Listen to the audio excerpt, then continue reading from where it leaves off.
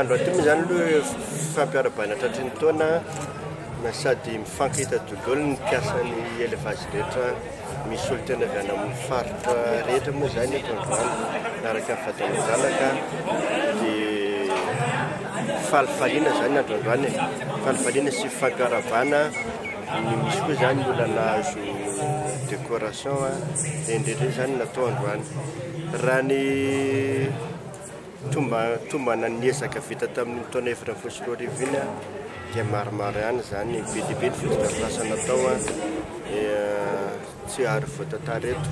Ny abattoir zany amam-polony maro toy ny fanamboarana bureau ny élevage, ny misy réhabilitation, ny fananganana ny ferme école izay mbola hitohy amin'ity taona ity. Misy ny mbola tokanana amin'ny volana février iny izay nisany goavana eny aloha zany no hiboaka fianaratsoa. Misy trano valo, trano ngezabe valo io moa zany dia sady misy centre d'insémination artificielle, misy géniteur apetraka karazana biby akanataranaka. Dia misy ihany koa zany centre de formation miaraka amin'ny réfectoire sy dortoir, ny bureau, provenderie sy karazany zany.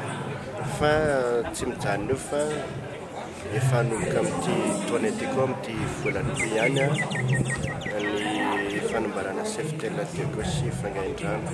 Dia betsaka ihany koa moa zany ny fotodrafitrasa majinijinika, ferme majinijinika zany efa eo am-panamboarana amin'izao fotoana izao. Misy ny mbola matoboka ihany koa. Izay tantanako zany re fondation totale de Madagascar dia fantatsika fa miara-miasa amin'ny fitondram-panjakana izay taretin'ny Andriamatoa Filoha Hery-Rajaonary Mampianina. Zay zany dia mbola averina eto ny fiaraban'Andriamatoa Filoha izay navoatendry nahazo premier ministre vaovao izay hita fa tena dinamika tokoa ary manana ny finiavana Andro Soaingana diaingana. Izay dia miarabana Andriamatoa premier ministre ihany koa manana ny fahasalamana mba hatanteraka an'izany finanasany zany mba ho an'ny soa satria efa tena sahirana dezerana ny vahoaka.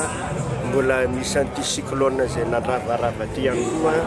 Betsaka zany ny asa miandry azy sy ny gouvernement zao tarihana.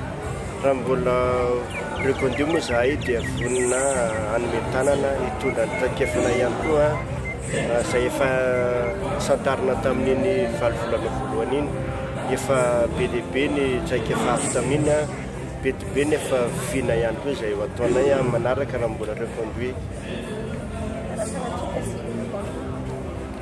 Io moa zany prérogative amin'ny président sy premier ministre ka rehefa tsy reconduit moa izay dia miara-miasa hatrany ary sy tondra an'izay anjara tandrifanay zany amin'ny fampandrosoana ny firenena.